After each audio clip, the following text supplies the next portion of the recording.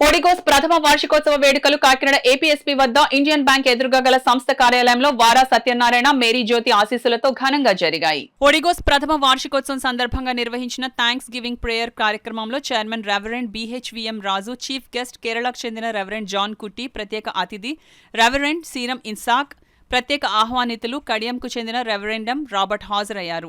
ఈ సందర్భంగా కొత్త ప్రాజెక్టులు, పోస్టులు దైవజనులు రెవరెండ్ జాన్ కుట్టి, reverend serum Isaac, reverend BHV Murthyraju చేతుల మీదుగా ఆవిష్కరించారు. అనంతరం దైవ వర్తమానం అందించారు. ఈ కార్యక్రమంలో దైవజనులు రెవరెండ్ రాబర్ట్, ఒడిగోస్ సిబ్బంది, సంఘ విశ్వాసులు పాల్గొన్నారు. చాలా మంది ఒక హోప్తో, ఒక నమ్మకంతో, ఒక విశ్వాసంతో ముందు జరిగిన విషయాలను బట్టి మౌత్ టు మౌత్ క్యాన్వాసింగ్స్ ద్వారా మాకు అక్కడ మేలు జరిగింది, మీరు వెళ్ళండి అని అనేక మంది చెప్పడం ద్వారా చాలామంది ఈ ప్రాంతానికి రావడానికి, ఇది ఆశ్రదించబడిన స్థలాలు, మా పేరెంట్స్ చాలా ప్రార్థనాపూర్వకంగా తీసుకున్న స్థలాలు.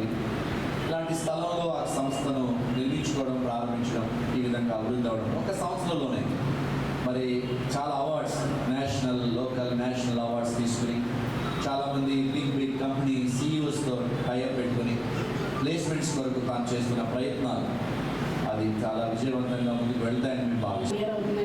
ఇవన్నీ ఎన్నో అపార్ట్మెంట్స్ జరిగి ఉన్నవి.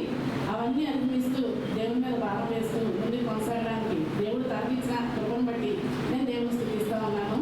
మరి తన ఎవరు వినోద్ ఎలాగైతే పనిచేస్తున్నారో అదే కోవలో పనిచేస్తూ స్టాఫ్ కూడా మీ వెనకాల మేము ఉన్నామని చెప్పిన మాటకి ఏమాత్రం జవరాకుండా వారి వద్దు వారు సక్రమంగా నిర్వర్తించుకుంటూ ముందుకు కొనసాగడానికి దేవుడు అందరికీ ఇచ్చిన కృపను బట్టి దేవుడు స్థుతిస్తూ ఉన్నామండి.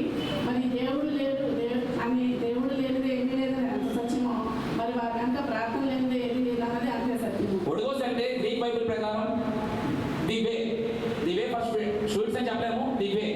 నేను అనేక మంది స్టూడెంట్స్కి ఒక వే చూపించాలనే ఉద్దేశంతో ఈ ఒడిగోస్ అనేది ప్రారంభించడం జరిగింది. చాలామందిని ఇందాక నా ప్రోమోలో చెప్పాల్సిందే చెప్పేశాను. విద్యను వ్యాపారం చేస్తున్న ఈ రోజుల్లో చాలామంది స్కిల్స్ లేక ఈరోజు చాలామంది ఏమంటారంటే ఉద్యోగ అవకాశాలు లేవు అని అంటున్నారు. ఉద్యోగ అవకాశాలు ఉన్నాయండి, వెళ్ళే మార్గం తెలియక జాబులు